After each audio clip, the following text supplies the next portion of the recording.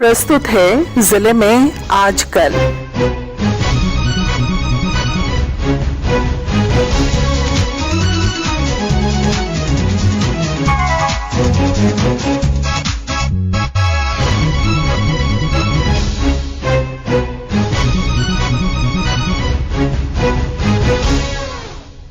इस अंक में आप सुनेंगे रामगढ़ जिले की ताजा गतिविधियों पर हमारे संवाददाता की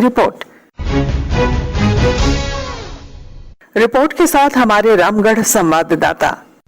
रामगढ़ जिले के राधा गोविंद विश्वविद्यालय में पिछले दिनों लोक माता पुण्य श्लोक रानी अहिल्याबाई होलकर जी की 300वीं जन्म जयंती समारोह पर एक गोष्ठी का आयोजन किया गया, जिसमें रक्षा राज्य मंत्री संजय सेठ के साथ भाजपा झारखंड प्रदेश के उपाध्यक्ष विकास प्रीतम जी ने शिरकत किया।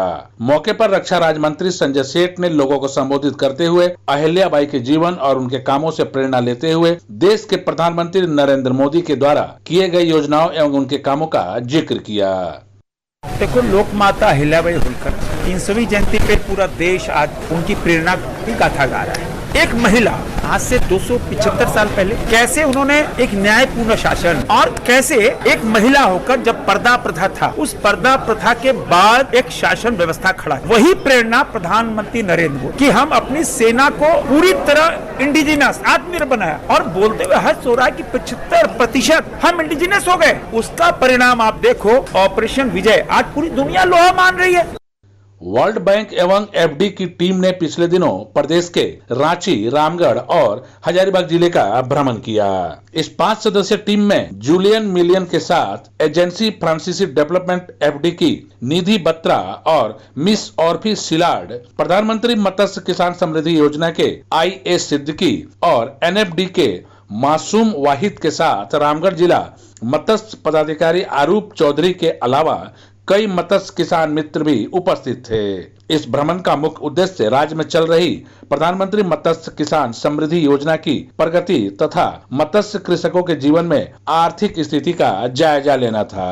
मौके पर फ्रांसीसी डेवलपमेंट की निधि बत्रा ने बताया कि हम केंद्र सरकार के साथ एक काम कर रहे हैं जो फिशरी पर आधारित है। तो हम यही देखना चाहते हैं कि किस तरीके से फिशरीज अभी हो रही है, किस तरीके से हम उसको स्ट्रेंथन कर सकते हैं, जो फिशरमैन है हमारे उनके लिए क्या बेनिफिट हो सकता है। तो एक जो प्रधानमंत्री मत्स्य संपदा योजना है उसके अंदर एक सब स्कीम है जिसमें हमारा AFD और वर्ल्ड बैंक के फाइनेंसिंग से है। मौके पर रामगढ़ जिला मत्स्य पदाधिकारी अरूप चौधरी ने बताया कि मत्स्य किसान जब रजिस्टर्ड हो जाएंगे तब उनका लाभ मिलेगा। मत्स्य किसान को जब ये लोग रजिस्टर्ड हो जाएंगे, संगठित हो जाएंगे, केज सेक्टर में हैं तो केज में उनको बेनिफिट्स मिलेंगे और अन्य सेक्टर में काम कर रहे हैं उनमें बेनिफिट्स मिलेंगे। जब रजिस्ट्रेशन हो जाएगा तो सरकार की जो पॉलिसी है उसके अधीन इनको लाभ।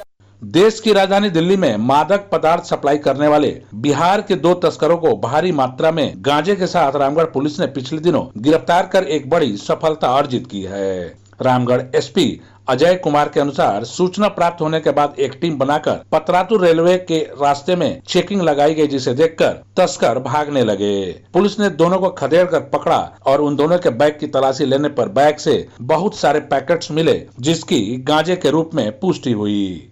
टोटल उसमें 25 kg 70 ग्राम गांजा बरामद हुआ है और बाजार की कीमत देखी जाए तो इसमें 5 से 6 लाख रुपए उसकी कीमत है। और जब दोनों व्यक्ति से पूछा गया तो वो बताया कि ये उड़ीसा भुवनेश्वर से वो गांजा लेकर आते हैं और इसको रेलवे के रास्ते से ट्रेन पकड़ के उसको दिल्ली ले जाते हैं और वहाँ के मार्केट में इसको बेचते हैं। रामगढ़ जिले में प्रधानमंत्री मत्स्य किसान समृद्धि योजना के तहत 70 किसान मत्स्य एक समूह बनाकर बंद पड़ी खदानों में केज विधि द्वारा मछली पालन कर अपनी आर्थिक स्थिति सुदृढ़ कर रहे हैं। कौशल किशोर तिवारी, आकाशवाणी समाचार, रामगढ़। अभी आप सुन रहे थे रामगढ़ जिले की ताजा गतिविधियों पर हमारे संवाददाता की रिपोर्ट पर आधारित कार्यक्रम जिले में आज कल।